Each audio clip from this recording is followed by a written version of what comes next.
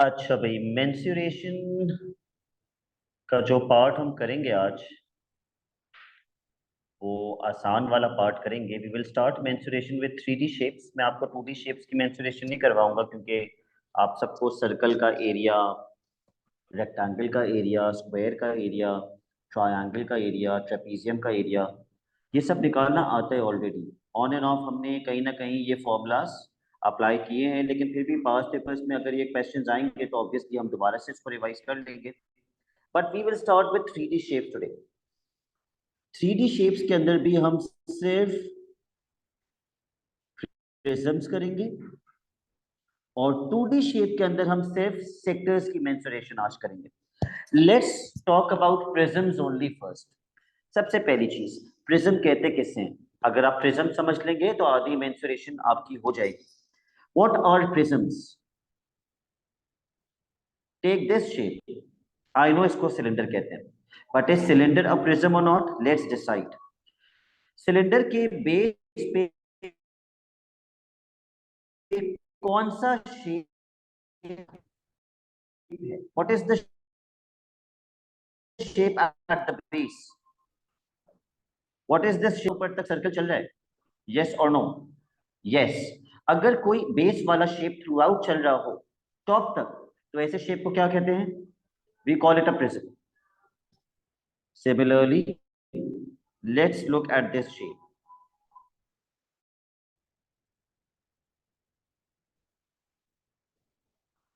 इस शेप को क्या कहते हैं? What is this called? Cuboid. Is cuboid a prism? Let's check. माइस, क्यूबॉइड के बेस पे कौन सा शेप है?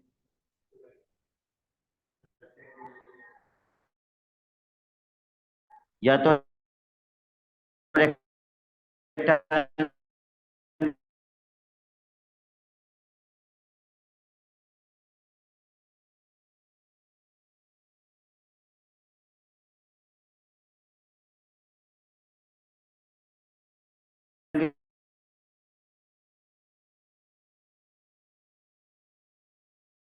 है या स्क्वायर है, इन दोनों में कोई एक है।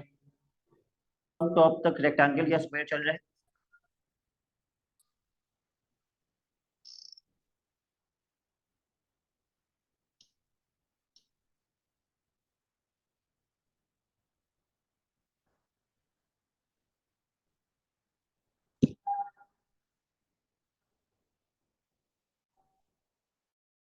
Alright Heera, can you hear me?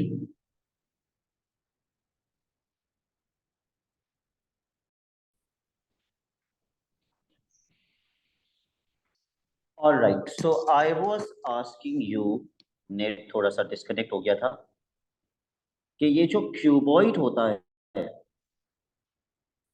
Cuboid के बेस पे, इस क्यूबॉइड के बेस पे फॉर एग्जांपल एक रेक्टेंगल है, तो टॉप तक रेक्टेंगुलर शेप चल रहा है या नहीं चल रहा? टॉप तक रेक्टेंगुलर शेप ही चल रहा है। सो ऐसे शेप्स जिनका बॉटम पे जो शेप हो टॉप तक वही चल रहा हो, ऐसे शेप्स क्या कहलाते हैं? They are called prisms. तो और भी बहुत किस्म के प्रिज्म्स होते हैं। ट्रायंगुलर प्रिज्म्स भी होते हैं, कि वो टॉप तक उनका ट्रायंगल ही शेप चल रहा होता है। टॉप तक ट्रायंगल शेप चल रहा होता है। जो बेस पे एरिया है वो टॉप तक चल रहा है, तो ये भी प्रिज्म है।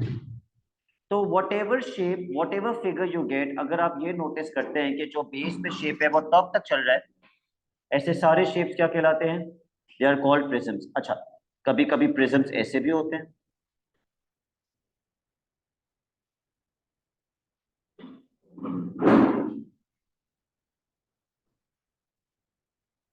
वो कौन सा शेप है जो थ्रू आउट पीछे तक जा रहे हैं? ट्रायंगल। तो हम बोलेंगे इसका बेस ट्रायंगल है, क्योंकि पीछे तक थ्रू आउट कौन सा शेप चल रहा है? तो प्रिज्म्स का वॉल्यूम निकालने का फॉर्मूला होता है, volume of prism is equal to base area multiply by height. Base area multiply by height. और टोटल सरफेस एरिया ये कहते किसे हैं? What is the meaning of total surface area? Total surface area का मतलब होता है वो सारे एरियाज जिनको हम टच कर सकते हैं, उन सारे एरियाज को ऐड करेंगे। तो इसके लिए लिख दीजिए sum of all the areas we can touch. sum of all the areas we can touch। तो जो बहुत कॉमन प्रिज्म्स हैं, लेट्स टॉक अबाउट देम। सबसे कॉमन प्रिज्म है क्यूब।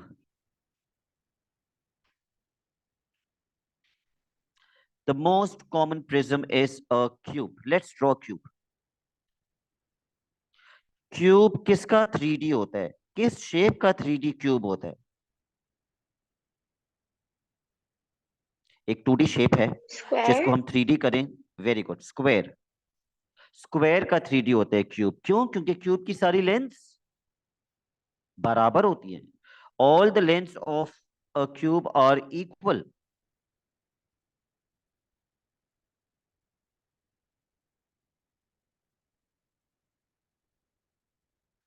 अगर बेस पे, अच्छा, क्यूब के बेस पे हमेशा क्या होगा? What will you always square. See at the base of a cube? It will always be a square, क्योंकि सारी लेंथ बराबर है। So it is always going to be a square. Correct. इसकी बेस भी एल होती है, इसकी हाइट भी एल होती है, इसकी ब्रेथ भी एल होती है। All lengths are L. L L L, base, length, breadth, height, तीनों एल होते हैं।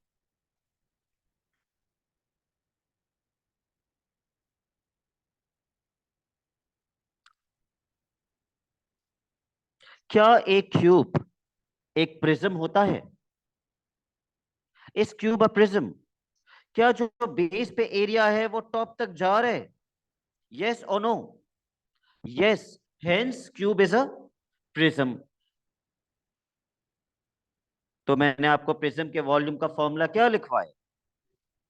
तो लगाओ base area multiply by height. Apply the formula base area multiply by height. Base area मतलब किसका एरिया? बेस का एरिया मतलब किसका एरिया? What is at the base? Square का एरिया। बेस एरिया मतलब स्क्वायर का एरिया। और स्क्वायर का एरिया क्या होता है? What is the formula? L into L. Length और ब्रेथ दोनों ही L into L, L square. Square का एरिया अगर आपको नहीं पता तो स्क्वायर का एरिया एल स्क्वायर होता है। तो बेस एरिया तो एल स्क्वायर हो गया, multiply by height. What is the height of the cube? वो भी एल है। तो L square multiply by height की जगह भी L. L square multiply by L क्या होता है? L cube. तो वॉल्यूम का फॉर्मूला एल क्यूब होता है फॉर अ क्यूब। तो मैं डायरेक्टली एल क्यूब लिख रहा हूं। अब मैं एग्जामिनर को ये बच्चों वाली मैथ थोड़ी करके दिखाऊंगा, L square multiply by L. आप पेपर में कर सकते हैं अपनी आसानी के लिए, but I am directly writing it as L cube. ये जो फॉर्मूला हमने डिराइव किया एल क्यूब, आपको ये पेपर में भले याद ना हो, कोई मसला नहीं है। आपको याद क्या होना चाहिए? वो तो ठीक है, लेकिन वॉल्यूम निकालने के लिए याद क्या होना चाहिए? Base area prism. Into height. ठीक है। जितने भी प्रिज्म्स हैं, सारे प्रिज्म्स के वॉल्यूम्स हम बेस एरिया इंटू हाइट से निकालेंगे। So the volume is derived from base area into height. Now let's come to total surface area. Total surface area. एक क्यूब की कोई एग्जांपल दीजिए मुझे। Day everyday practical example of a cube. A dice, ludo वाला dice. Dice को अगर आप देखें तो आप डाइस में कितने सरफेसेस हैं जिसको टच कर सकते हैं? 6। कैसे 6? एक टॉप, एक बॉटम, एक लेफ्ट, एक राइट, और एक सामने वाला, और एक पीछे वाला। 6 सर्फेसेस हैं. Every surface that you can touch is what? Is a square. हर वो सरफेस जो आप ट्यूब का टच कर सकते हैं वो एक स्क्वायर है. भले वो बॉटम वाला हो, वो टॉप वाला हो, या वो राइट वाला हो, या वो लेफ्ट वाला हो, या वो फ्रंट वाला हो, या वो बैक वाला हो. 6 सरफेसेस हैं जिसको आप टच कर सकते हैं क्यूब में. और जुनैरा, हर सरफेस एक स्क्वायर है, तो हर सरफेस का एरिया क्या होना चाहिए? स्क्वायर का एरिया क्या होता है? अभी 2 मिनट पहले लेंथ इंटू ब्रेथ, लेंथ और ब्रेथ सेम होते हैं ना, तो स्क्वायर का एरिया क्या होता है? L square. राइट, स्क्वायर का एरिया एल स्क्वायर होता है. और कितने स्क्वायर्स हैं जिसको आप टच कर सकती हैं? 6 स्क्वायर्स. तो टोटल सरफेस एरिया क्या होना चाहिए? जी, एल पे मत रुक जाइए, आगे पूरा बताइए. 6 एल, बस 6 एल. एक स्क्वायर का एरिया कितना होता है? फिर लेंथ इंटू ब्रेथ बोल रही है. लेंथ इंटू लेंथ किसे कहते, का आंसर क्या बनता है? L square. एक स्क्वायर का एरिया एल स्क्वायर होता है. और आप कितने स्क्वायर टच कर सकती हैं? 6. अगर एक स्क्वायर का एरिया एल स्क्वायर होता है तो 6 स्क्वायर्स का एरिया क्या होना चाहिए? 6 एल स्क्वायर. 6 L square. ठीक है. अगर एक स्क्वायर जिसको आप टच कर सकते हैं उसका एरिया एल स्क्वायर है, तो क्यूब में तो आप 6 सरफेसेस को टच कर सकते हैं. Hence 6 L square. Second shape, cuboid. Cube से मिलता जुलता है, मगर फर्क क्या होता है क्यूब और क्यूबॉइड में? What is the difference? Yes, cube के अंदर सारी लेंथ सेम होती है. ये स्क्वायर का 3D है. क्यूब जो है वो स्क्वायर का 3D है. क्यूबॉइड किसका 3D होता है? रेक्टेंगल का 3D. Very good. Cuboid is 3D shape for a rectangle. So let's draw a rectangle.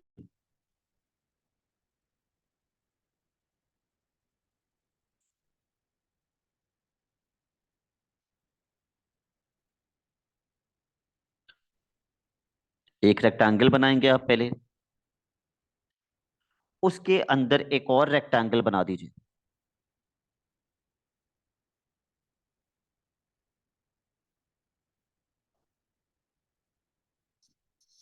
और फिर इनके एजेस को ज्वाइन कर दीजिए.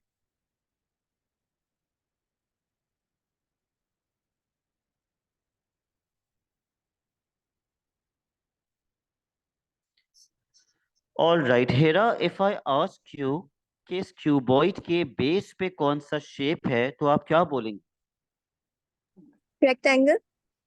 रेक्टेंगल. और क्या थ्रू आउट टॉप तक हेरा रेक्टेंगल चल रहा है? जी. जी. तो इस क्यूबॉइड को हम क्या, we can call this cuboid a prism. Prism. We can call this cuboid a prism. और मैंने हिरा आप लोगों को बताया कि प्रिज्म का वॉल्यूम कैसे निकालते हैं. What is the general formula to find the volume of a prism? Length multiply by breadth. बिल्कुल भी ये नहीं बताया था मैंने आपको. नहीं. मैंने आपको बताया था प्रिज्म का वॉल्यूम क्या होता है. बेस प्रिज्म का एरिया वॉल्यूम का, yes, into height. Base area into height. वो जो आप लेंथ इंटू ब्रेथ बता रही हैं वो यहीं से डिराइव हुआ है, तो हम डिराइव करेंगे. लेकिन पेपर में आप इसी से स्टार्ट कीजिएगा please, base area into height, ताकि आप कंफ्यूज ना हो. आप सारे प्रिज्म्स के formulas base area into height से ही स्टार्ट कीजिएगा. तो सलमान, बेस पे कौन सा शेप है? रेक्टेंगल. ओके. तो रेक्टेंगल के एरिया का फॉर्मूला क्या होता है? Length into breadth. तो बेस एरिया, यानी कि बेस का एरिया कितना बन गया? Length multiply by breath. Base area हो गया लेंथ मल्टीप्लाई बाय ब्रेथ. और प्रिज्म की हाइट क्या है? हाइट क्या है? h.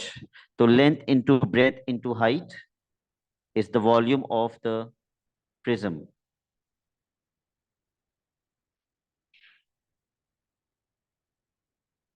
Rita, can you take the custody of that thing for a while? Yes, thank you. अब आ जाते हैं टोटल सरफेस एरिया पे।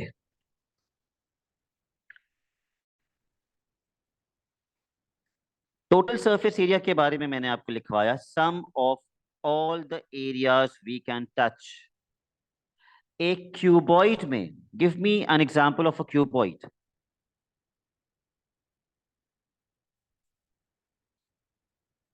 वो तो क्यूब होता है, उसका नाम ही रूबिक्स क्यूब होता है। रूबिक्स क्यूब का नाम ही क्यूब है, उसकी सारी लेंथ बराबर होती है, इट्स अ क्यूब। क्यूबॉइड की एग्जांपल, बिल्कुल, a geometry box, duster, Draw. Your iPhone, they all are cuboids. एक क्यूबॉइड के अंदर हम कितने सरफेसेस टच कर सकते हैं? जितने क्यूब में कर सकते हैं, 6 सरफेसेस। लेकिन क्यूब के लिए आसानी क्या थी कि सारे सरफेसेस स्क्वायर्स थे। एक स्क्वायर का एरिया एल स्क्वायर, 6 स्क्वायर्स का एरिया 6 एल स्क्वायर। यहां पे सारे सरफेसेस क्या हैं? What are all the surfaces? Rectangles. तो हमें सारे रेक्टेंगल्स जिनको हम टच कर सकते हैं उनके एरियाज ऐड करने पड़ेंगे। Let's start with the rectangle at the bottom. इसका एरिया क्या होना चाहिए?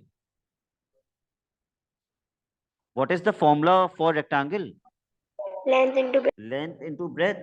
तो इसका एरिया होगा length multiply by breadth, L B. सिर्फ इसी का एरिया एल बी नहीं होगा, इस पे अंदर मैं लिख रहा हूं length into breadth, L B S का एरिया। टॉप वाले रेक्टेंगल का एरिया भी उतना ही होगा जितना बॉटम वाले रेक्टेंगल का होगा। Do you agree with me on this? अगर बॉटम वाले रेक्टेंगल का एरिया एल बी है तो टॉप वाले रेक्टेंगल का एरिया भी एल बी होगा। तो L B plus L B, 2LB। अभी हमने अभी हमने बॉटम वाला एरिया और टॉप वाला एरिया ऐड कर लिया। Let's ask Junera again. Junera, ये जो राइट वाला एरिया है, is this also a rectangle? Yes. इसका एरिया कैसे आएगा? इसकी लेंथ और ब्रेथ क्या है?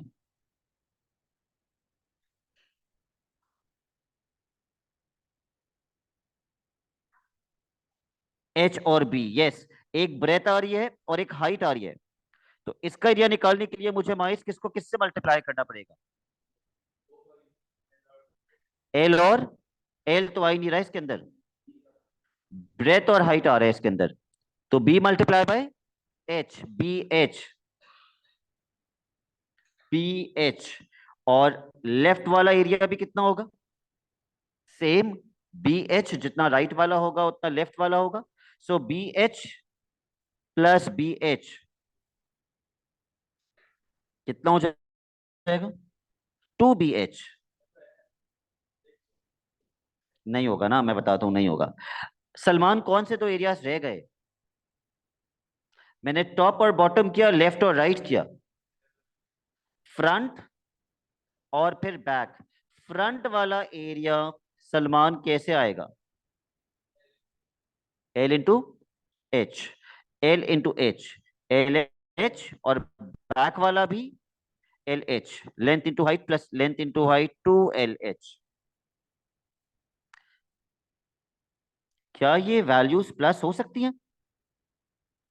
क्या आप 2AB plus 2BC plus 2AC इनको प्लस कर सकते हैं?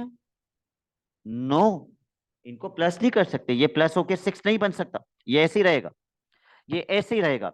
लेकिन एग्जामिनर कभी कभी क्या करता है, बहुत रेयर होता है लेकिन वो करता है, वो टॉप से फिगर को ओपन कर देता है। अगर वो टॉप से फिगर को ओपन कर दे तो क्या आप टॉप वाला एरिया, टॉप वाला रेक्टेंगल टच कर सकते हैं? नहीं कर सकते। तो एक कौन सा एरिया इसमें से कम हो जाएगा? एल बी, क्योंकि बॉटम वाला भी एल बी था और टॉप वाला भी एल बी था। तो जब एक एल बी कम हो जाएगा तो ये 2LB क्या बन जाएगा?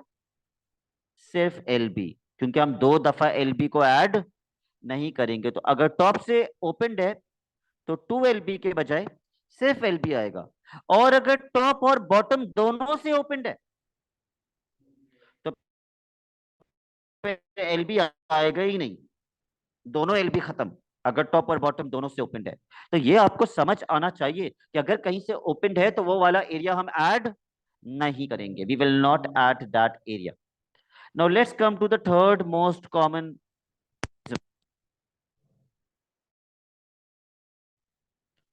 Cylinder.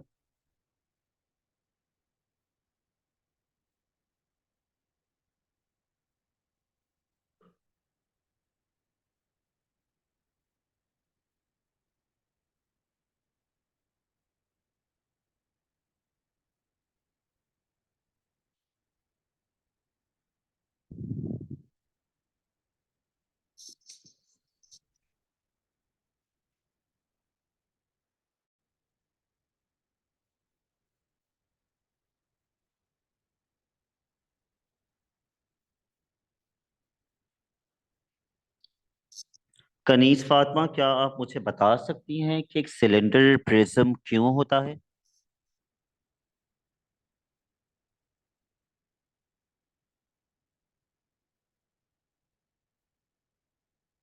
Why is a cylinder also a prism?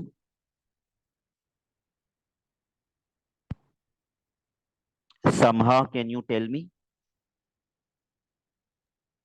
Sir क्योंकि ये नीचे से ऊपर तक सर्कल बना रहा है। वेरी गुड, क्योंकि जो बेस पे शेप आ रहा है वो टॉप तक चल रहा है, same shape through out, it's a prism. और समहा प्रिज्म का वॉल्यूम का फॉर्मूला हमने क्या पढ़ा है? Base area into height. Base area into height. ठीक है।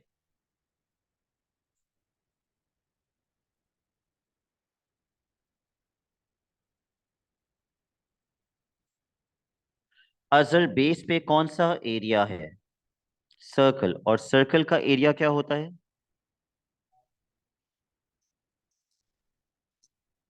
ये तो ट्रायंगल का एरिया बता रहे हैं आप, half into base into height. Circle का एरिया जिसमें रेडियस होता है, सर्कल माने radius, half into base into height, no radius, pi are square. तो बेस एरिया होगा पाई आर स्क्वायर, क्योंकि बेस पे सर्कल है और सर्कल का एरिया पाई आर स्क्वायर होता है। इसी बहाने आपको सर्कल का एरिया भी याद हो जाएगा। मल्टीप्लाई बाय हाइट, इस सिलेंडर की हाइट कितनी है? एच। तो ये आ गया आपका वॉल्यूम का फॉर्मूला। तो अगर मुझे वॉल्यूम ना भी याद हो, मुझे सिर्फ एक जनरल याद हो, बेस एरिया इंटू हाइट, तो मैं किसी भी प्रिज्म का वॉल्यूम निकाल सकता हूं, B it any prism, cube, cuboid, cylinder, triangular prism, कभी कभी ट्रेपीजियम का प्रिज्म आ जाता है। ट्रेपीजियम का प्रिज्म आ जाएगा तो बेस एरिया किसका एरिया होगा? ट्रेपीजियम का area, half into height into sum of parallel sides. तो कोई सा भी प्रिज्म आ सकता है पेपर में। Let's talk about total surface area. Total surface area, mine's एक प्रिज्म के अंदर आप कितने सरफेसेस टच कर सकते हैं? 2 सरफेसेस, कौन कौन से? टॉप और बॉटम। आपके हाथ में जब एक पेप्सी का कैन आता है तो आप नीचे से पकड़ते हैं उसको या फिर आप ऊपर से पकड़ते हैं? कहां से पकड़ते हैं आप साइड से पकड़ते हैं उसको। तो ये एरिया का क्या कहलाता है जहां से हम एक पेप्सी के कैन को पकड़ते हैं? What is this area called? ये जो कर्व्ड एरिया है, it is called curved surface area. ये कर्व्ड सरफेस एरिया है जहां से हम एक पेप्सी के कैन को पकड़ते हैं, राइट? और कोई एग्जांपल सिलेंडर की? कैंडल, और कैन तो हो गया ना माइस। पेन, बगैर छिली हुई पेंसिल, और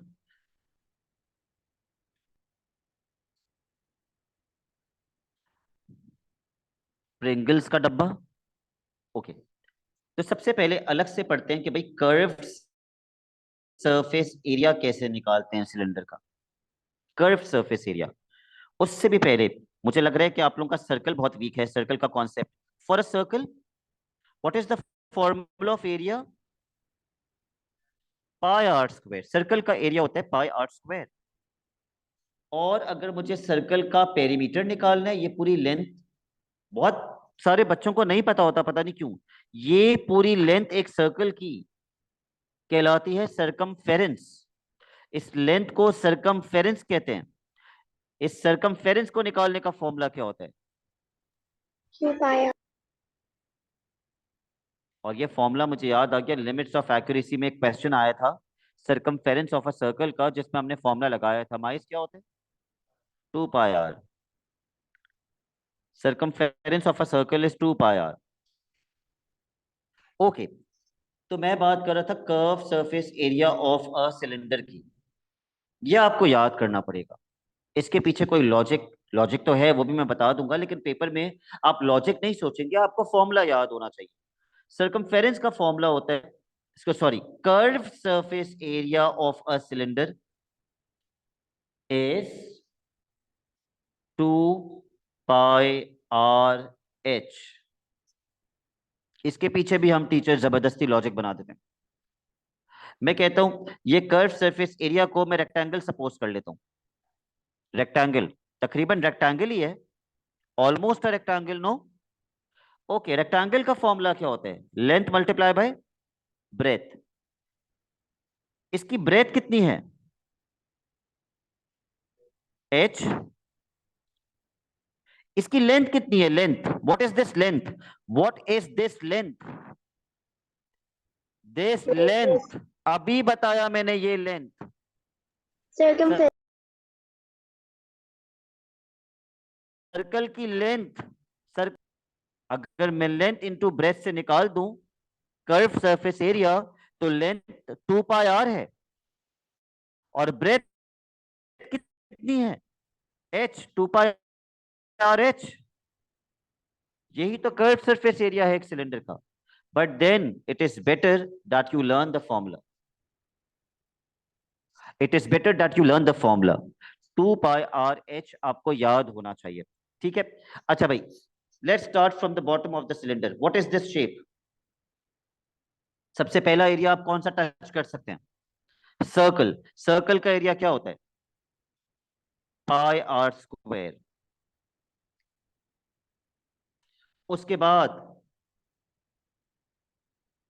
समरा, हम कौन सा एरिया टच कर सकते हैं? Curved surface area. Curve surface area. उसका कर्व सरफेस एरिया कितना होता है?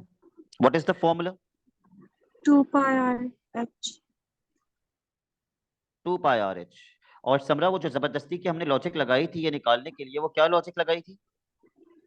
वो rectangle assume करके length into breadth की थी. ये रेक्टेंगल अज्यूम करके लेंथ इनटू ब्रेथ कर दिया, जहां पे लेंथ कितनी थी? व्हाट Height breadth थी और length 2 pi R H. 2 pi R. Was the Sir, आपकी आवाज नहीं आ रही. लेंथ?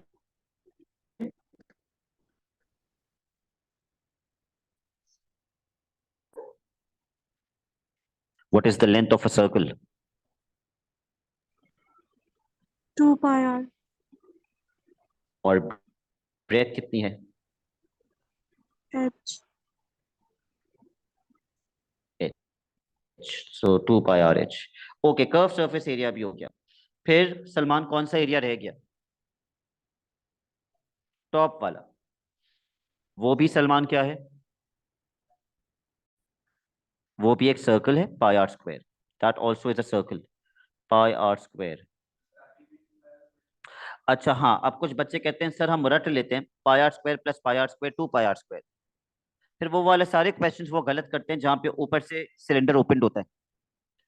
अगर सिलेंडर ऊपर से ओपन है तो फिर ये वाला पाई आर स्क्वायर नहीं आएगा, या अगर बॉटम से ओपन है तो फिर ये वाला पाई आर स्क्वायर नहीं आएगा।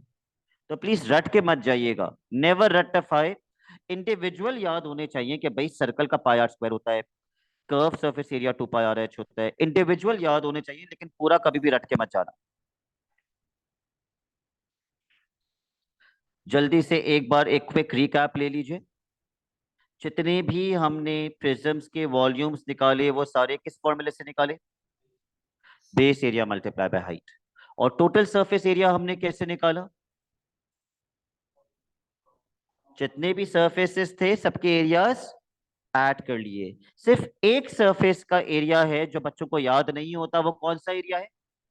वो है curved surface area of a cylinder. Please वो याद कर लीजिए। ये वही चीज है जो आपको रटनी है और कुछ नहीं रटना है। बाकी सबको पता होता है स्क्वायर का एरिया एल स्क्वायर होता है। सबको पता होता है रेक्टेंगल का area length multiply by breath होता है। और सर्कल का एरिया पाई आर स्क्वायर होता है। ये सबको पता होता है। अगर नहीं पता तो पता होना चाहिए। तो इन एरिया से ही हम टोटल सरफेस एरिया निकाल लेते हैं। जो हमें पता होते हैं उन्हीं से हम टोटल सरफेस एरिया निकाल लेते हैं। तो सिर्फ curve surface area of a cylinder आपको याद होना चाहिए। हम प्रिज्म्स के पास पेपर के क्वेश्चंस आज करेंगे बिल्कुल, लेकिन उसके साथ साथ हम सेक्टर्स के क्वेश्चंस भी करेंगे। प्लीज अपने पास सेक्टर की हेडिंग डालिए।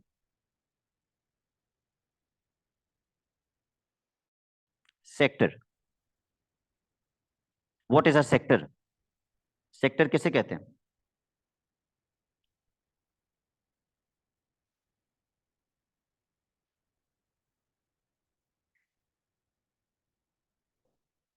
जैसे हर बच्चा अपनी माँ के कलेजे का एक टुकड़ा होता है, वैसे ही हर सर्कल का एक टुकड़ा सेक्टर कहलाता है। ठीक है? ये सर्कल के कलेजे का टुकड़ा है। सेक्टर इज अ कलेजे का टुकड़ा of a circle. It's a part of a circle, it's a fraction of a circle, whatever way you want to define it.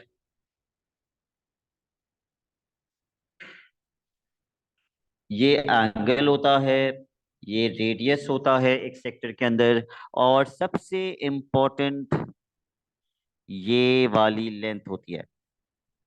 इसको कहते हैं arc length. Arc length, this length is called arc length. और arc length को हम denote करेंगे S से। हम बार बार पूरा आर्क लेंथ नहीं लिखेंगे, it consumes time. We will write capital S for arc length.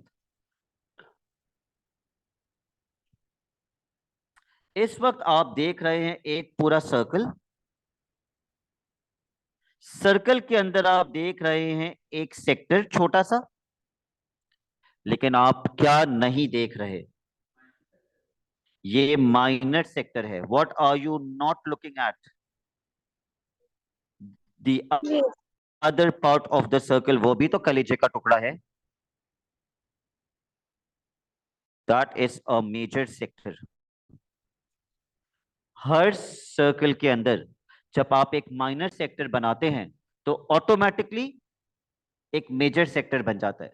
या अगर आप एक मेजर सेक्टर बनाते हैं तो ऑटोमेटिकली एक माइनर सेक्टर बन जाता है। So this is a minor sector, जिसको बहुत लाडला बेटा है, ये इसको बहुत इंपॉर्टेंस मिलती है। क्वेश्चंस भी इसी के ऊपर होते हैं ज्यादातर। The left out part is a major sector. This is a major sector. Hasan, minor sector के लिए मैंने आपको एंगल कितना दिया है?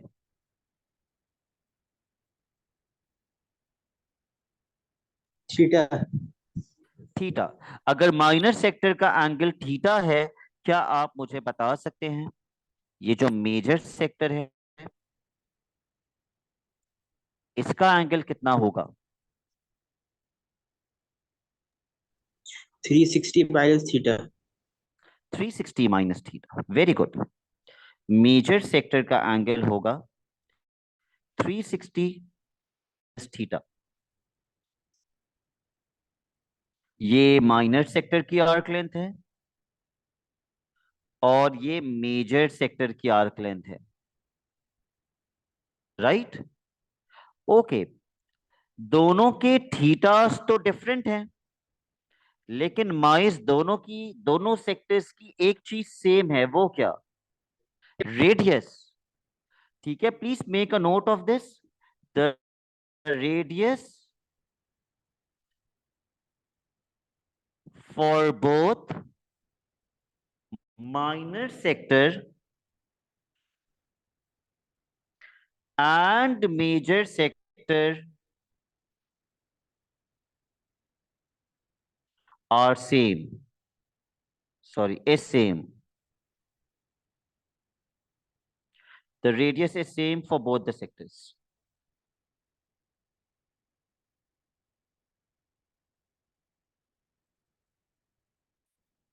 For both the sectors, the radius is same. ठीक है, मैंने अभी तक कोई फॉर्मूला नहीं लिखवाया, फॉर्मूले के ऊपर तो हम अभी आएंगे. So let's come to the formulas for sectors. Let's talk about the minor sector first, जिसको मैंने शेड कर दिया है.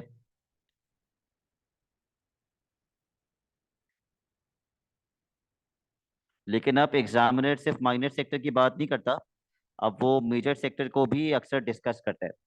All right, let's talk about the area of a sector. ये सर्कल का पार्ट है ना, it's a part of a circle. Circle का एरिया सलमान क्या होता है? Pi are square. और ये सर्कल का छोटा सा टुकड़ा है, इस टुकड़े के एरिया में भी पाई आर स्क्वायर आना चाहिए क्योंकि ये सर्कल के अंदर से निकला है. तो इसका फॉर्मूला होता है theta upon 360 multiply by pi are square. पता है ये कैसे आया? जब पूरा एंगल 360 डिग्रीज होता है तो पूरा सर्कल होता है. पूरा एंगल 360 होता है तो पूरा सर्कल होता है. और पूरे सर्कल का एरिया क्या होता है? Pi are square. लेकिन हम जो एरिया निकाल रहे हैं उसका एंगल कितना है? उसका तो थीटा का एरिया कितना होगा? Cross multiply. और ये फॉर्मूला निकल कर आ गया. तो ये फॉर्मूला भी क्रॉस मल्टीप्लिकेशन से आया है. Theta upon 360 multiply by pi are square. इससे तो आ जाता है एरिया. दो चीजें पता होनी चाहिए आपको, एक एरिया और दूसरी सबसे इंपॉर्टेंट चीज आज की क्लास की, आर्क लेंथ. या आर्क लेंथ कैसे आती है? ये आर्क लेंथ एक टुकड़ा है पूरी सर्कमफेरेंस का. सर्कमफेरेंस का फॉर्मूला क्या होता है? अभी बताया थोड़ी देर पहले, 2 पाई आर. ये 2 पाई आर का छोटा सा टुकड़ा है. अगर एरिया निकालने के लिए theta upon 360 multiply by pi are square कर रहे थे, तो आर्क लेंथ निकालने के लिए क्या करना चाहिए? Theta upon 360 multiply by 2 pi r. अब आप लोग खुद मुझे बता रहे हैं formula see, it starts easy. लेकिन एक फियर होता है बच्चों के दिल में, सेक्टर्स को लेके भी बहुत फियर होता है कि ये बहुत मुश्किल होता है. ये बिल्कुल मुश्किल नहीं होता, ये बिल्कुल भी मुश्किल नहीं होता. Theta upon 360 multiply by 2 pi r. Paper में भूल जाओ तो ऐसे चेक कर लेना कि भाई अगर 360 डिग्रीज की पूरी लेंथ कितनी होती है? 2 पाई आर. तो थीटा की लेंथ कितनी होगी? Cross multiply. बिल्कुल यही आंसर आएगा, theta upon 360 multiply by 2 pi R. तो before we go to the past paper questions of prisms, हम अपना सेक्टर पक्का करेंगे पहले. लेट्स पक्का फाइंड द सेक्टर्स फर्स्ट. उसके लिए मैं पहले आपके साथ कुछ एग्जांपल्स डिस्कस करना चाहूंगा. Obviously let's start with a very easy example question. Example number 1.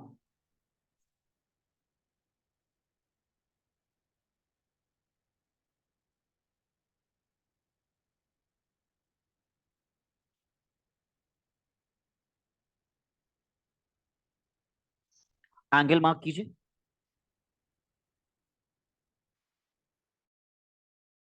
60 degrees का.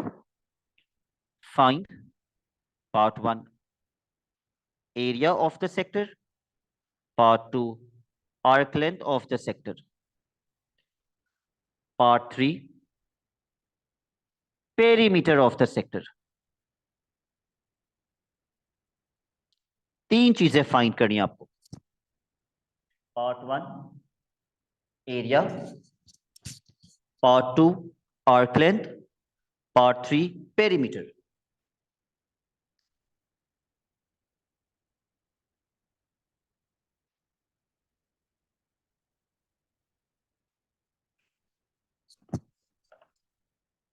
फॉर्मूला आपके पास लिखा हुआ है. अप्लाई कर दीजिए। Radius is 10, yes the radius is 10।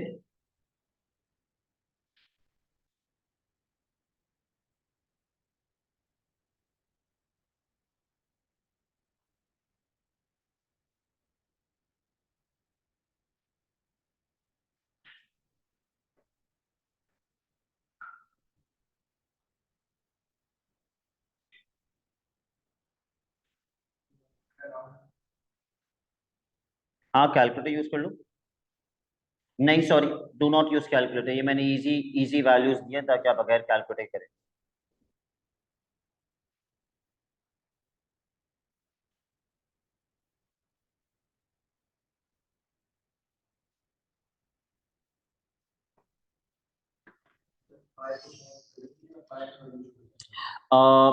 In terms of पाई लिख दो, चलो in terms of pi solve कर लो। सबसे पहले आप लिखेंगे formula theta upon 360 into pi are square.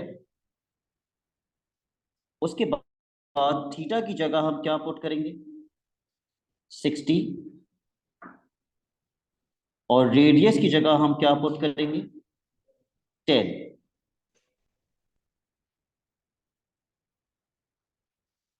Zero से जीरो कैंसिल और 6 से 36 कैंसिल,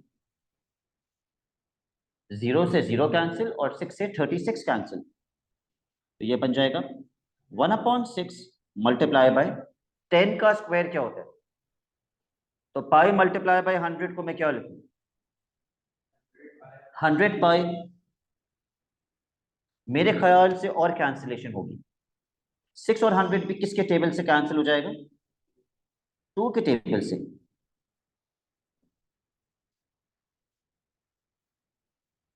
एरिया कितना आ गया, सिंपलेस्ट फॉर्म में ही आते हैं पेपर में कि सिंपलेस्ट फॉर्म में लिखो इन टर्म्स ऑफ पाई। पेपर 1 में आते हैं तो इन टर्म्स ऑफ पाई कहते हैं वो लिखो। तो ये एरिया आ गया हमारे पास।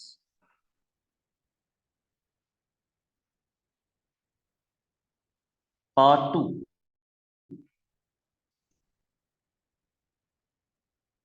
Let's find the arc length S, जिसको एस कहते हैं। अजहर आर्क लेंथ का फॉर्मूला क्या होता है, theta upon 360 into 2 pi R. पहले आप फॉर्मूला लिख दीजिए, theta upon 360 multiply by 2 pi are.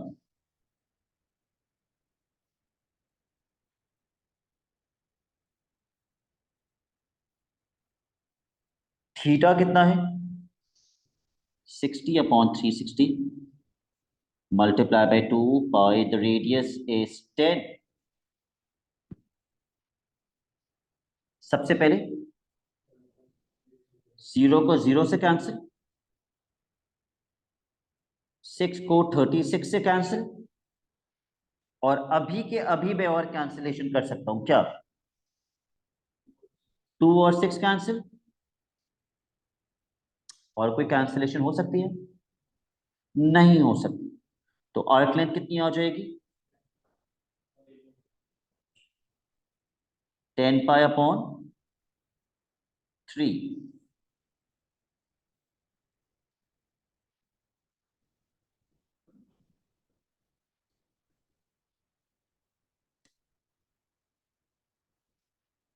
Part 3, जहां पे आपको इस सेक्टर का पेरीमीटर निकालना है। बिल्कुल, पेरीमीटर की डेफिनेशन क्या होती है, sum of the lengths of outer boundaries. Outer boundaries याद रखिएगा, तो एक सेक्टर में कितनी आउटर बाउंड्रीज होती हैं, 3, जिसकी पहली आउटर बाउंड्री मुझे दी हुई है 10, दूसरी आउटर बाउंड्री भी मुझे दी हुई है 10, और तीसरी आउटर बाउंड्री मैं निकाल चुका हूं, आर्क लेंथ।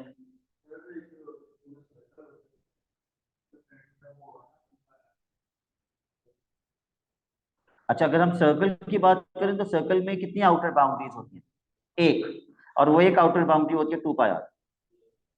ठीक है, कोई कंफ्यूजन तो नहीं है। Okay, let's add all the three lengths, 10 plus 10 plus 10 pi upon 3, तो ये बन जाएगा कितना, व्हाट 30 पाई थोड़ी बन जाएगा ये हो जाएगा 10 + 10 20 20 + 10 पाई अपॉन 3। अब आपकी मर्जी, आप अपना आंसर यहां पे छोड़ते हैं या आप एलसीएम लेते हैं। दोनों इक्वली सिंप्लीफाइड है, ये भी सिंप्लीफाइड है, ये कोई अनसिंप्लीफाइड नहीं है, और एलसीएम लेके निकालते हैं वो भी सिंप्लीफाइड है। तो एक एग्जांपल तो ये हो गई। Let's come to the second example, example number 2।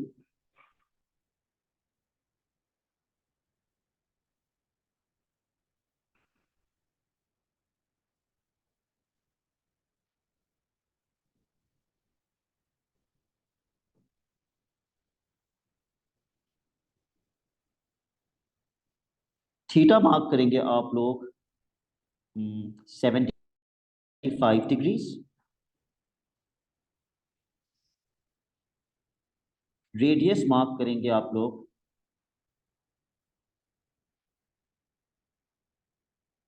3 centimetre.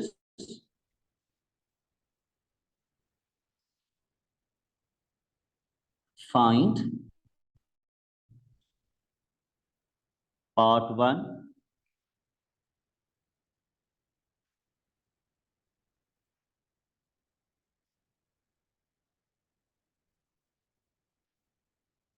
S, part 2 area of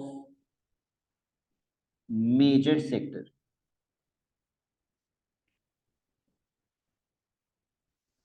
start solve.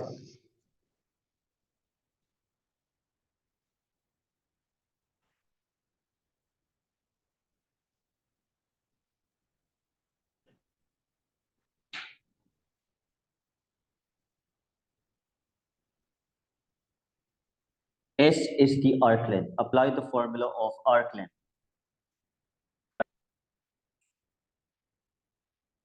पहले फॉर्मूला लिखना please, always write down the formula first, इससे याद करने में भी आसानी हो जाती है। What are you people putting in place of theta? 75? Yes?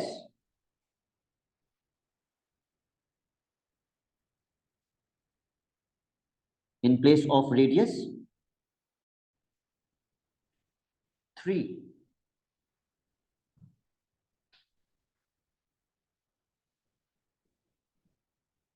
क्या कह रहे हो? ओ 2 पाई आर होना चाहिए।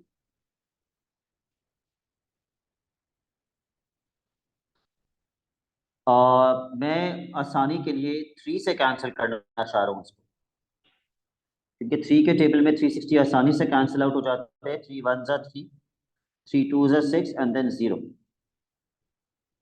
और अभी भी मैं कैंसिल कर रहा हूं इसको 2 के टेबल से। 2 1 जा 2,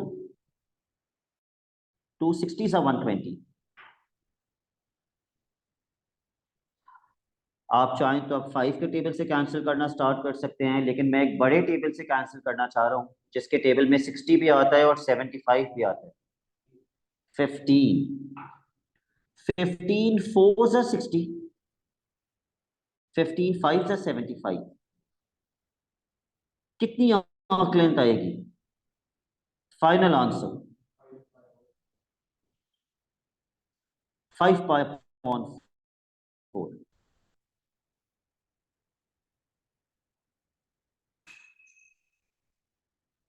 5 pi upon 4। Part 2 area of the major sector. सबसे पहले तो एरिया का फॉर्मूला लिखेंगे, माइनर सेक्टर हो या मेजर सेक्टर हो, फॉर्मूला तो वही रहेगा जो सेक्टर का फॉर्मूला है। Theta upon 360 multiply by pi are square. Junera क्या फर्क आएगा माइनर सेक्टर में और मेजर सेक्टर में? थीटा का फर्क आएगा। Please find out the theta for major sector. 360 minus 75 कितना होता है? 285, 295, 285 होगा, 285। जबकि रेडियस दोनों के लिए सेम रहते हैं, माइनर सेक्टर हो या मेजर सेक्टर हो, रेडियस की सेहत पे कोई फर्क नहीं पड़ता।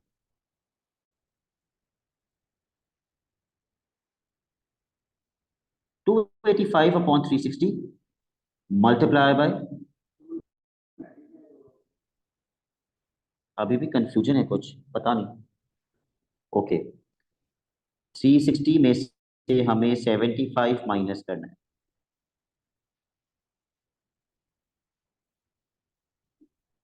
पंद्रह में से 7 अगर हम माइनस करेंगे तो 8 बचेगा।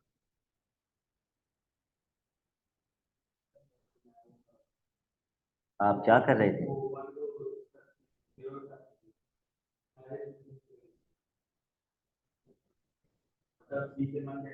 जी जी, मैं समझ गया।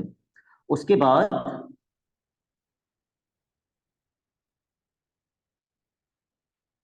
Instead of cancelling out 285 with 360, मैंने 3 का स्क्वायर कर दिया पहले 9, क्योंकि मुझे पता है 9 के टेबल में 36 आता है, तो मैं डायरेक्टली 9 के टेबल से पहले 36 कैंसिल कर दूं। 9 4s are 36। आप किसके टेबल से कैंसिल करें? 5 के टेबल से। 5 8s are 40, कैंसिल करो जरा 285 को 5 के टेबल से। 5 5s are 25, 3 carry 50, 5 7s are 35।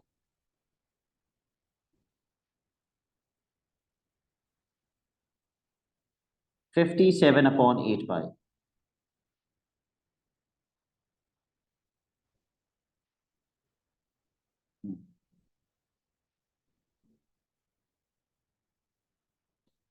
Okay, one more example before we go on to past paper questions. Example number 3.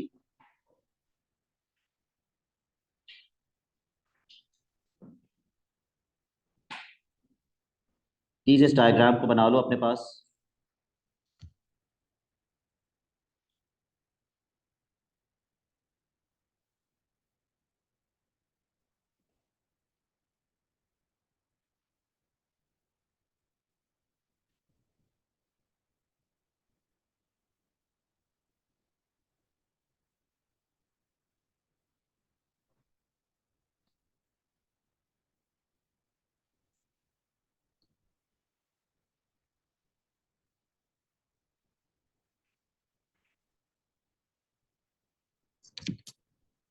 और इस एरिया को शेड कर,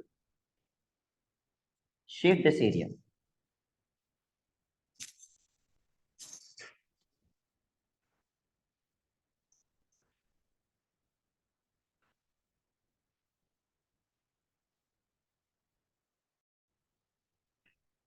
Mark this length as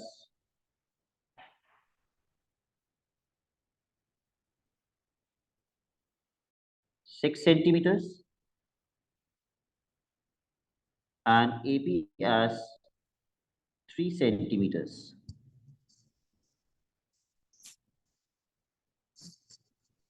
ठीक है, I will wait for you people to complete drawing the diagram.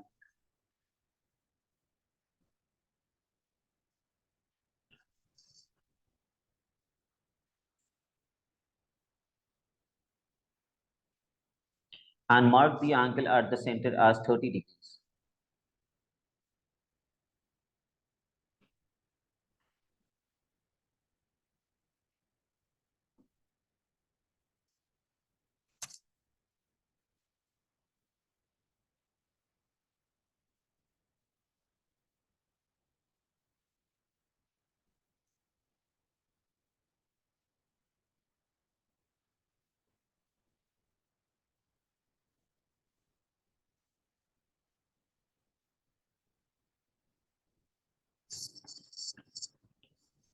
सबने बना लिया diagram? Mais are you done? Okay Mais, आपको ये पूरा फिगर एक क्या नजर आ रहा है? What is this whole figure?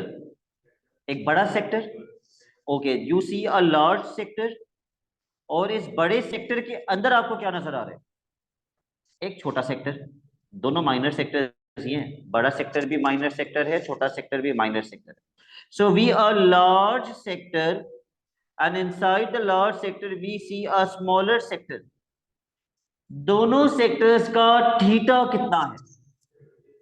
30 degrees is the theta for both the sectors. ये दोनों सेक्टर्स के लिए है, राइट? ये दोनों सेक्टर्स के लिए है, लेकिन दोनों सेक्टर्स का रेडियस डिफरेंट है. सलमान, बड़े वाले सेक्टर का रेडियस कितना होना चाहिए? 9. Very good. बड़े वाले सेक्टर का रेडियस 9 सेंटीमीटर है और रिदा छोटे सेक्टर का रेडियस 6 सेंटीमीटर है. Okay, the question will ask us to find part A, area of sector OAB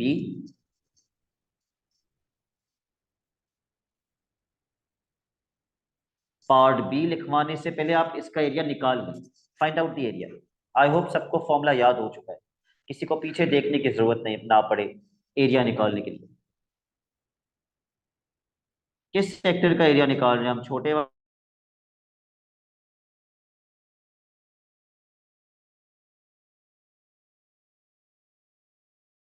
वाले या बड़े वाले? पहले फॉर्मूला लिखिएगा.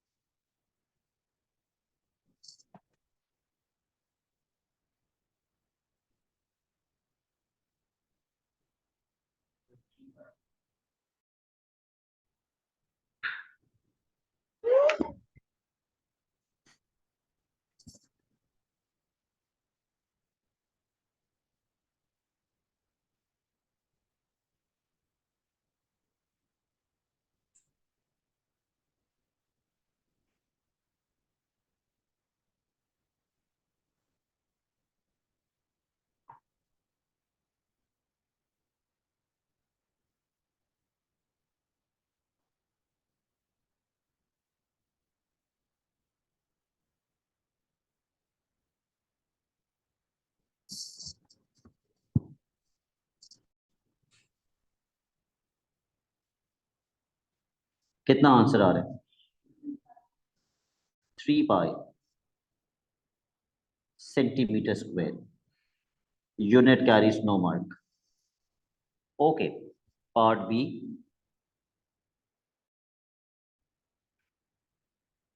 Area of shaded reason.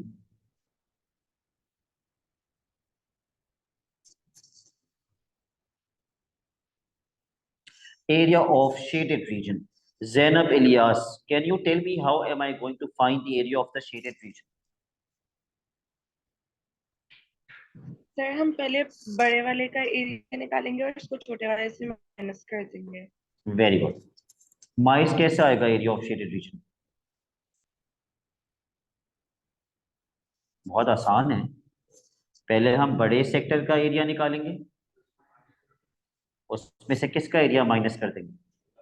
छोटे सेक्टर का एरिया माइनस कर देंगे. जब हम पूरे में से ये चीज हटा देंगे तो क्या बचेगा? शेडेड रीजन बचेगा. तो एरिया ऑफ शेडेड रीजन, तो पहले आप लिखेंगे area of larger sector LS minus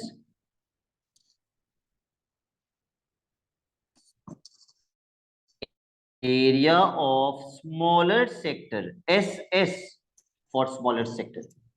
तो इसमें से स्मॉलर सेक्टर का एरिया तो हम निकाल चुके, हम दोबारा थोड़ी निकालेंगे. अब हम सिर्फ लार्जर सेक्टर का एरिया निकालेंगे. उसका पहले फॉर्मूला लिखिए, theta upon 360 multiply by pi are square.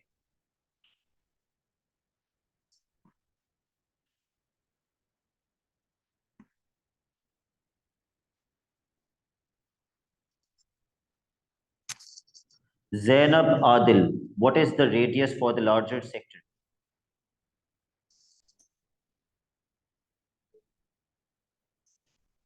9, correct.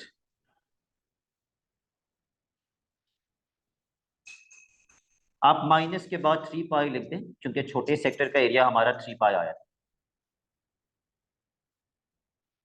Urva, can you tell me after simplification what area are you getting for the larger sector?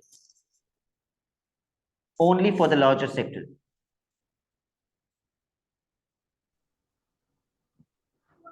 Six into 81 pi.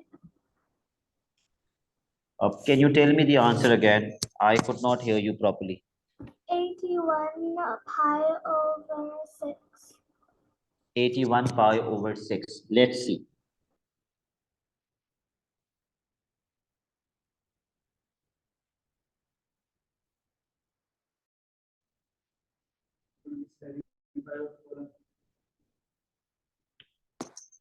Eighty-one pi over 6. I am not getting that answer, Urva. Even if I cancel this out, 3 के table से 3 4s are 12,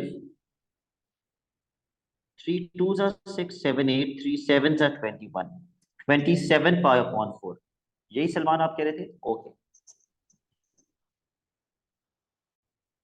27 pi upon 4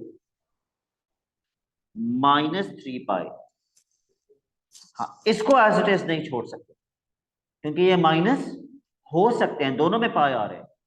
अगर ये होता 27 पाई upon 4 minus 3 और 3 के साथ पाई नहीं होता तो मैं एज इट इज छोड़ देता क्योंकि एलसीएम लेने का कोई फायदा नहीं है, ये माइनस तो नहीं हो सकते। लेकिन क्योंकि यहाँ पे पाई लगा हुआ है, अब एलसीएम लेना जरूरी है। कितना आएगा LCM? 4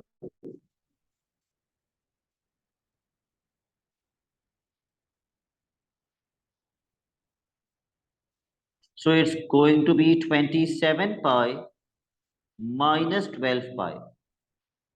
Sharmin, what is your final answer?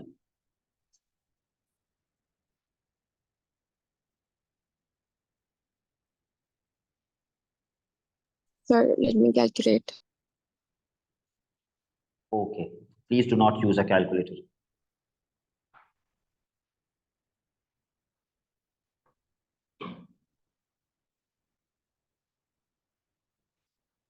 Sir, 15 pi upon 4. Correct.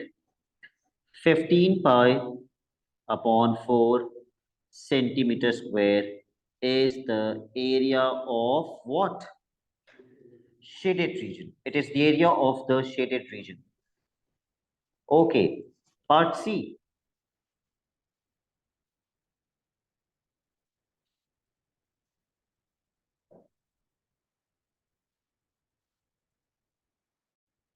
Perimeter of the shaded region.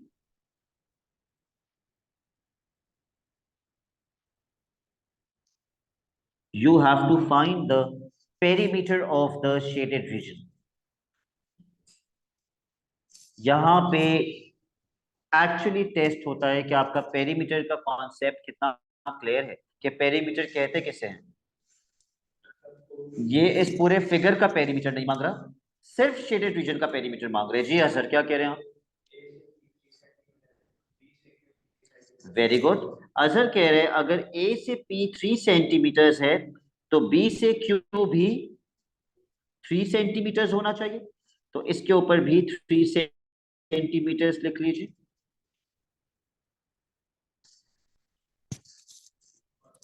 Sheroz, कितनी आउटर बाउंड्रीज हैं शेडेड रीजन?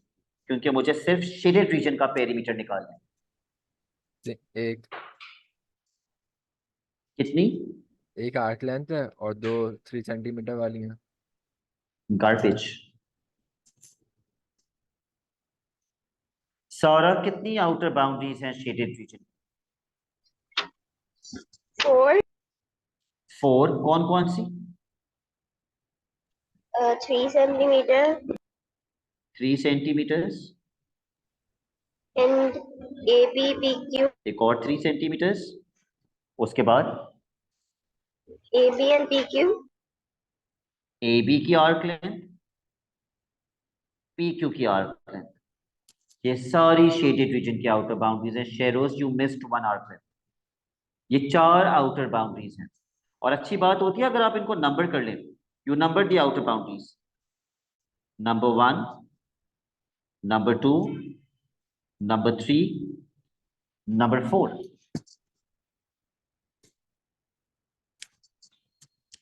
तो मुझे नंबर 1 और नंबर 2 वाली लेंथ तो पता है, 3 और 4 निकालनी पड़ेगी। तो बहुत जल्दी से सबसे पहले आर्क लेंथ नंबर 3 फाइंड कीजिए। S1 कह देते हैं इसे, क्योंकि 2 आर्क लेंथ है ना, एक S1 कह देते हैं, एक S2 कर देते हैं।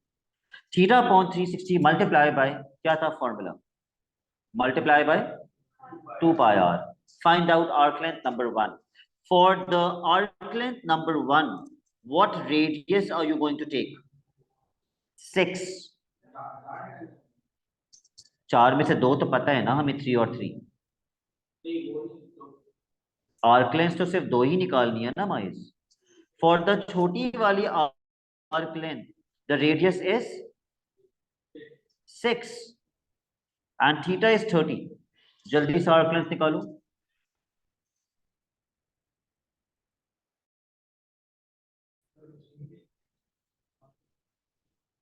इस छोटी आर्क लेंथ का सेक्टर ये वाला है, ये सेक्टर मैंने बना दिया है। इस सेक्टर का रेडियस कितना है, 6 है। 3 का तो इससे दूर दूर तक कोई ताल्लुक नहीं है। तो क्या होता है, आप तो ये आर्क लेंथ निकाल रहे हैं ना, ये वाली लेंथ, ये लेंथ अटैच्ड है इस सेक्टर के साथ। इस सेक्टर का रेडियस है 6। Yes, radius will be 6।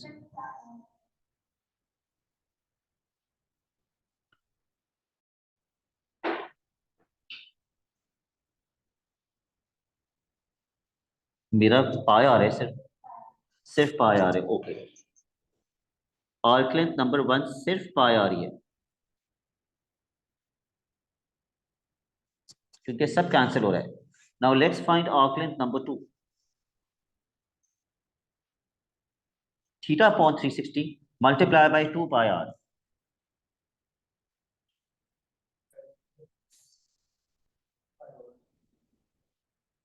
चारों प्लस होंगे। हम कितनी लेंस प्लस करेंगे पेरीमीटर निकालने के लिए, 4 लेंस प्लस करेंगे, राइट। अभी हमें बड़ी वाली आर्क लेंथ भी निकालनी है।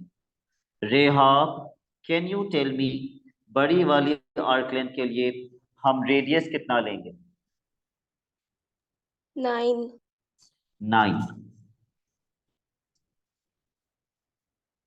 Theta upon 360 multiply by 2 pi r।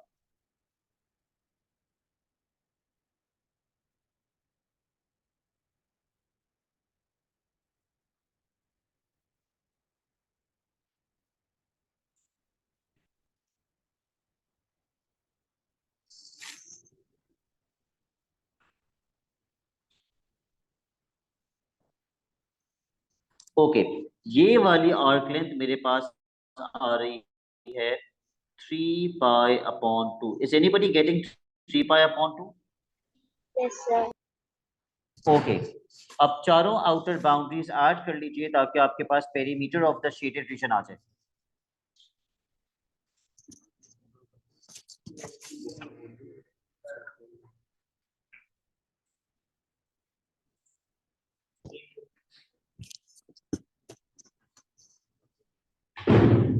कोई कंफ्यूजन है? Okay, now add all the 4 outer boundaries जिनको हमने नंबर किया हुआ था। 3 plus 3 plus pi plus 3 pi upon 2। Digits को तो डायरेक्टली ऐड कर लीजिए। 3 प्लस 3 कितना बच जाएगा? 6। इन दोनों को अलग से प्लस करने के लिए आप एलसीएम लीजिए, सिर्फ इन दोनों का, सिर्फ इन दोनों का। यस, इन दोनों का एलसीएम आएगा 2।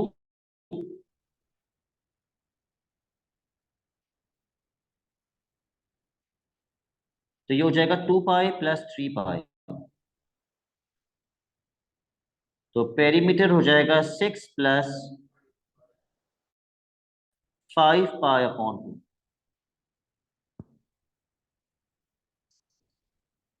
It is now that I think we should start the past papers. आप पूरे का भी ले सकते हैं, लेकिन पेपर में ना वो ज्यादातर इस फॉर्मेट में आंसर मांगते हैं, इसीलिए मैंने आपको इसी फॉर्मेट में करवाया। Let's come to the past papers. Let's start with question number 1। ये पेपर 1 के क्वेश्चंस कर रहे हैं। आज की क्लास में जितने भी पास्ट पेपर के क्वेश्चंस हम करेंगे, ये सारे पेपर 1 के क्वेश्चंस होंगे।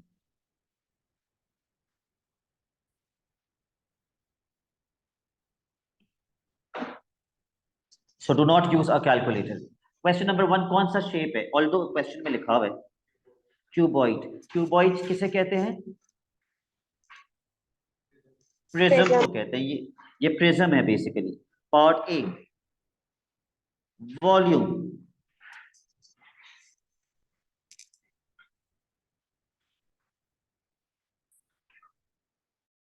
पेज नंबर बता दो, पेज नंबर है 183।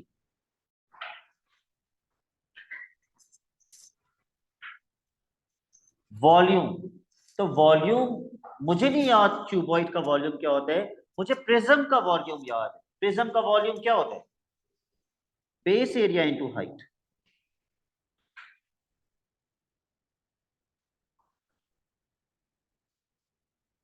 इसके बेस पे क्या होगा? जो इसके टॉप पर है रेक्टेंगल, और रेक्टेंगल का एरिया क्या होता है? Length into breadth. तो बेस एरिया हो गया length into breadth into height. ठीक है, अब मुझे बताइए लेंथ कितनी है, ब्रेथ कितनी है और हाइट कितनी है? 10 इंटू 6। और हाइट कितनी है? हाइट की छोटी सी है 2। This is the height. तो इसके लिए आपको कैलकुलेटर की जरूरत नहीं है। सबसे आसान तरीका होगा कि आप पहले इन दोनों को मल्टीप्लाई करें। 12 12 10 जा 120। इतने आसान क्वेश्चंस भी आते हैं पेपर के अंदर। Part B, it's surface area. तो हमें इसका टोटल सरफेस एरिया निकालना है। कितने सरफेसेस होते हैं क्यूबॉइड के अंदर? 6। बॉटम वाला एरिया कौन सा होता है? LB, length into breadth, rectangle है ना LB। और टॉप वाला भी LB, तो LB plus LB 2LB। Left और राइट वाला मिला के क्या बनता है? BH plus BH 2BH।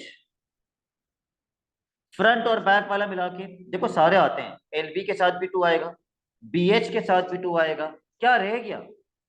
LH रह गया, LH के साथ भी 2 आएगा। Substitute the values. ठीक है, 10 इसकी लेंथ सपोज कर लेना, 6 इसकी ब्रेथ और 2 इसकी height.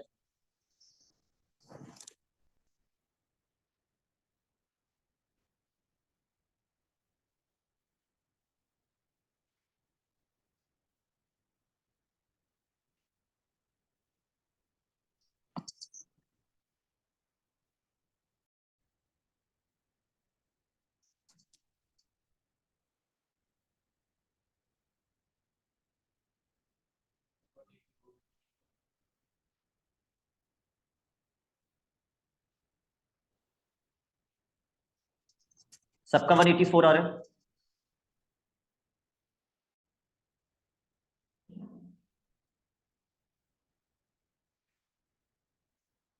Okay, next question, question number 2।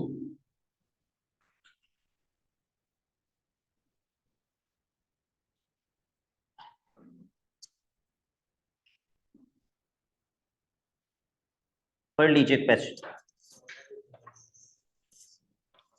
क्या कह रहे हो? एरिया मांग रहे हैं ना। सेक्टर के एरिया का फॉर्मूला क्या होता है sir? Into pi are square. Very good, apply the formula.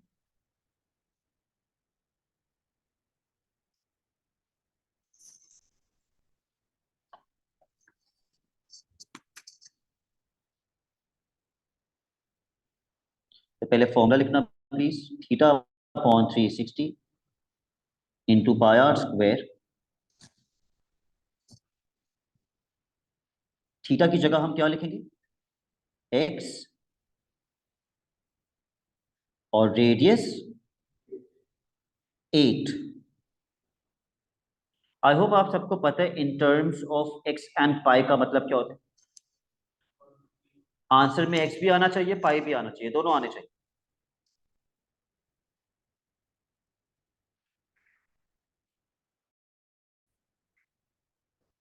Eight का स्क्वायर 64। अब कैंसिल करो।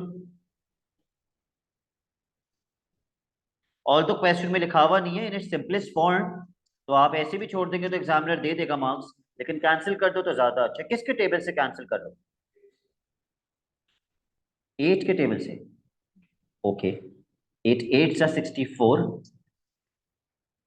8 4 सा 32 और 4 कैरी 40 बन गया। 8 5 सा 40, जबरदस्त। 8 के टेबल से कैंसिल हो गया, लेकिन कुछ बच्चों ने आई एम श्योर 2 से स्टार्ट किया होगा, तो दैट इज इक्वली गुड। आप 2 से भी स्टार्ट कर सकते हैं। तो आंसर क्या बना? 8 पाई x अपॉन 45, राइट? यही आ रहा है माइस। ओके, नेक्स्ट पार्ट पढ़ लीजिए।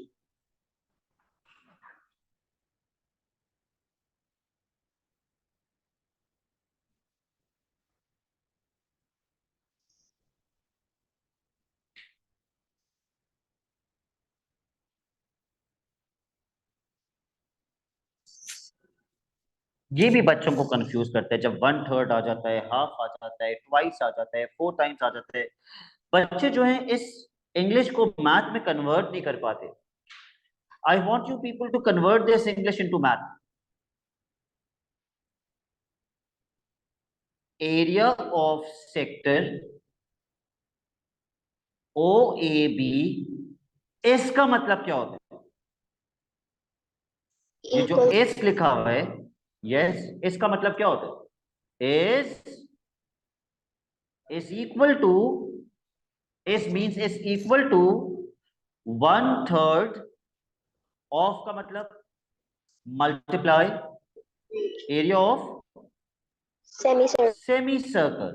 तो इस इंग्लिश को मैथ में कन्वर्ट करने का मतलब मैं ऐसे लिखना कह रहा था आपसे, बस ये याद रखना, इसका मतलब इज इक्वल टू होता है area of sector O A B is equal to 1/3 of area of semi circle. ये करेंगे तो x की वैल्यू मिलेगी ना। अब एरिया ऑफ सेक्टर की जगह पे एरिया ऑफ सेक्टर डाल दो, जो निकाला था, कितना निकाला था? 8 pi x upon 45 is equal to 1/3 multiply by area of semi circle. Yes, अगर सर्कल का एरिया पाई आर स्क्वायर होता है तो सेमी सर्कल का एरिया उसका आधा होगा। पाई आर स्क्वायर का आधा क्या होता है? Pi are square upon 2। माइस इस सेमी सर्कल का रेडियस कितना है? 4 है, 8 है इस सेमी सर्कल का। आप जैसे बच्चों के लिए क्वेश्चन लिख के देता है, मैं 4 हूं, उसने खुद बोला है 4। 8 इस सेमी सर्कल का क्या है? अगर आप ये सर्कल पूरा कंप्लीट करें तो 8 क्या है? डायामीटर है। द रेडियस इज 4, और वो लिख के दे रहा है 4, फिर भी बच्चा पेपर में 8 लगा के आता है, वो कैसे देगा मार्क्स? वो तो खुद लिख के दे रहा है, भाई मैं 4 हूं, तो रेडियस के अंदर 4 पुट कर दीजिए अगले स्टेप के अंदर। सर यस, ये पाई आर स्क्वायर अपॉन 2 कैसे आया? पाई आर स्क्वायर अपॉन 2 कैसे आया?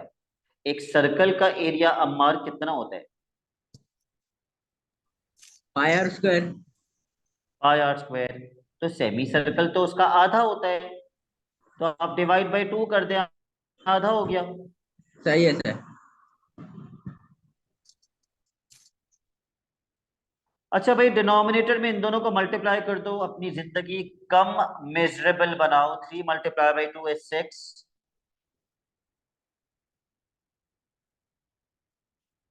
8 पाई एक्स अपॉन 45। 4 का स्क्वायर होता है 16 पाई अपॉन 6। अब क्या करूं? Pi सबसे by पहली 10. चीज, एग्जैक्टली सबसे पहली चीज जो मैं दोनों साइड्स पे कैंसिल आउट कर सकता हूँ, पाई, क्योंकि वो पाई ने वहां जाके डिवाइड होना है, वो तो वैसे ही कैंसिल होना है। पाई को कैंसिल कीजिए और अब क्रॉस मल्टीप्लाई कीजिए।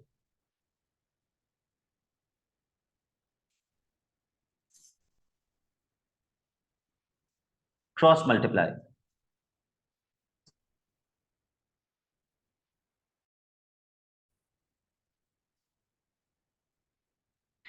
अपॉन में क्या लिखेंगे सर?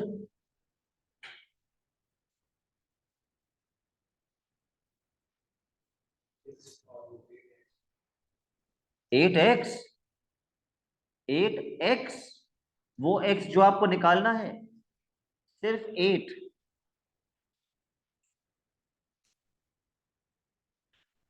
ठीक है, बच्चों को ऐसा लगता है, पता नहीं क्यों ऐसा लगता है, जब ये 8 वहां नीचे जाएगा ये पूरे के नीचे आएगा 8। ऐसा नहीं है, पूरे के नीचे नहीं आएगा, ये 8 वहां 6 से मल्टीप्लाई हो जाएगा। तो किस तरह का कैंसिल कर लो? सबसे पहले तो 8 और 16 को कैंसिल कर दो। 8 1 जा 8, 8 2 जा 16। उसके बाद 2 और 6 को कैंसिल कर दो। उसके बाद 3 और 45 भी कैंसिल हो जाता है। You can cancel 3 with 45 very conveniently. 3 1 जा 3, 3 1 जा 3 4, 3 5 जा 15। तो x की वैल्यू आ रही है 15।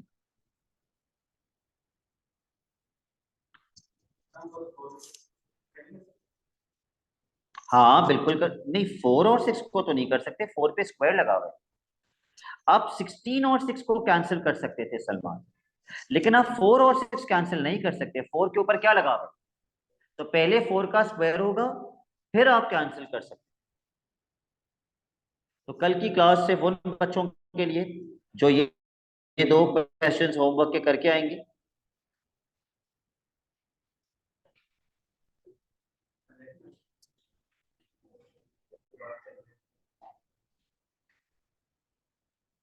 Please draw this diagram.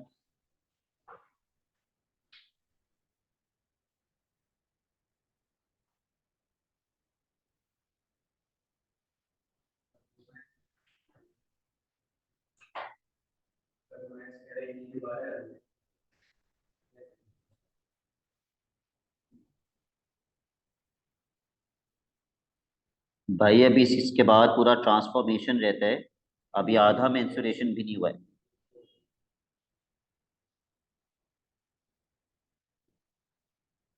You should instead appreciate. वरना मेरा क्या है, मैं भगा के सिलेबस कंप्लीट करवा सकता हूँ आपका।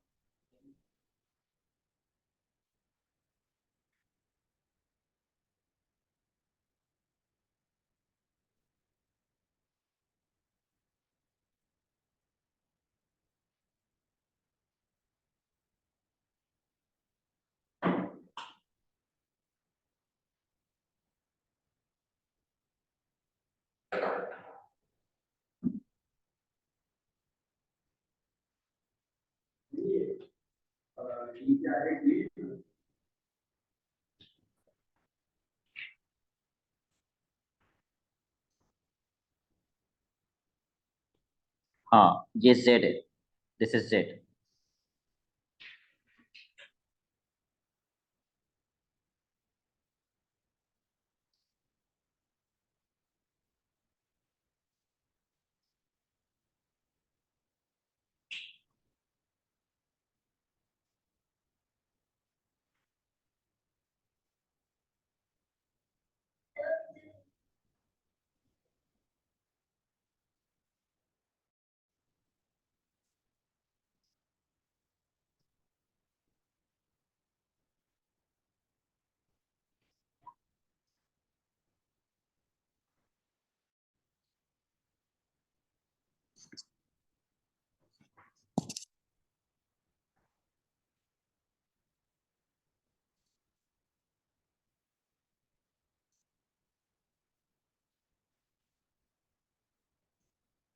इन दोनों पार्ट्स के लिए आपको area of the shaded reason भी निकालना है और perimeter of the shaded reason भी निकालना है।